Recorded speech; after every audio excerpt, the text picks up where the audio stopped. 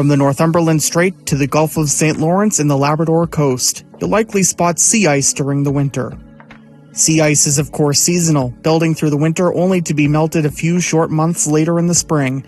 But sea ice plays a vital role in the ecology and environment in Atlantic Canada, including protecting our shorelines from strong waves during powerful winter storms.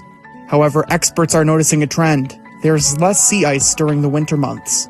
Jason Ross, senior ice forecaster at the Canadian Ice Service with Environment and Climate Change Canada, says the decline of sea ice is something he has noticed throughout the region. There's definitely been a decreasing trend for sea ice in Atlantic Canada.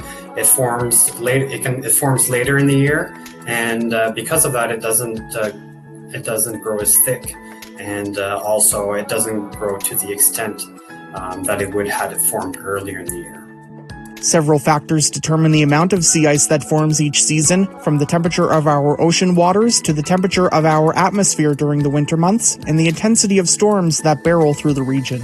It's not linear, so it's not like every year is a low year, but we are seeing more and more often years with low amounts of sea ice, and we're not seeing the Gulf itself, we're not seeing it filled up with ice as frequently as we did in previous years.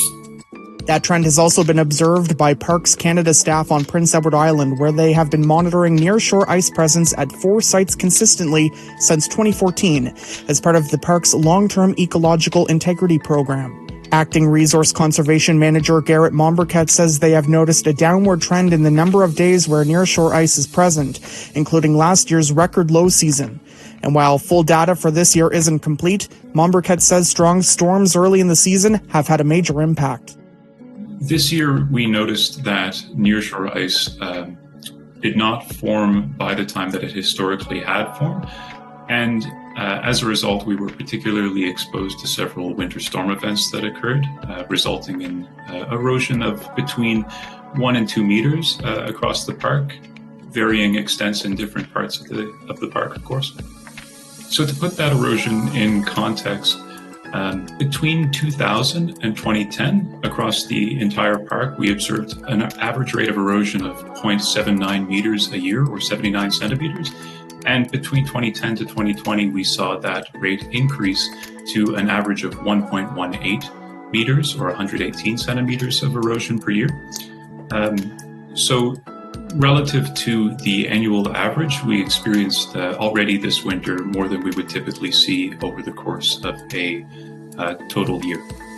The 2019 report, Canada's Changing Climate, led by Environment and Climate Change Canada, says shorter sea ice seasons are expected in Atlantic Canada and, quote, wave heights and the duration of the wave season are expected to increase in the Newfoundland and Labrador coastal area during the winter because of reduced sea ice extent. The amount of sea ice also plays a big role in our weather, from temperature to sea effect flurries and snow squalls.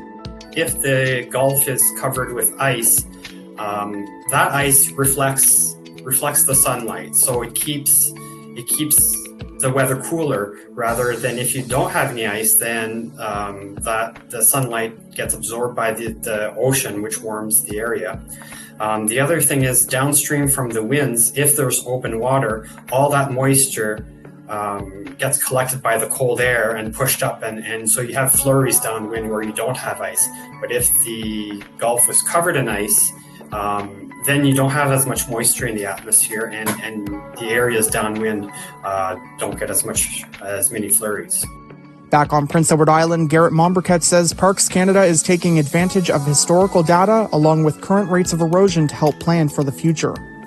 We're very fortunate in Prince Edward Island to have inherited a long data set in the form of aerial images and other coastal monitoring efforts that have taken place over the past, in some cases, 80 years. With this data set and compared against the increasing rates of erosion that we are now seeing, we're able to better plan for the future.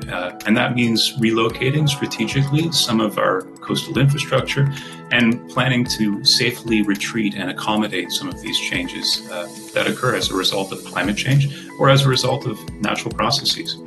Parks Canada is also hoping citizen science through a program called Coasty will help track and monitor the progression of coastal erosion in its parks. When you take a photo of yourself, that's a selfie. When you take a photo of the coast, that's a coastie.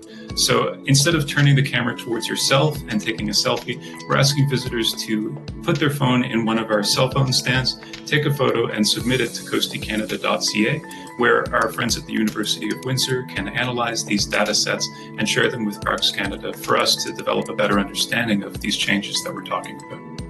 What trends are you noticing with sea ice in your area? You can reach me on social media or by email, weather@saltwire.com. I'm Allister Aalders for the SaltWire Network.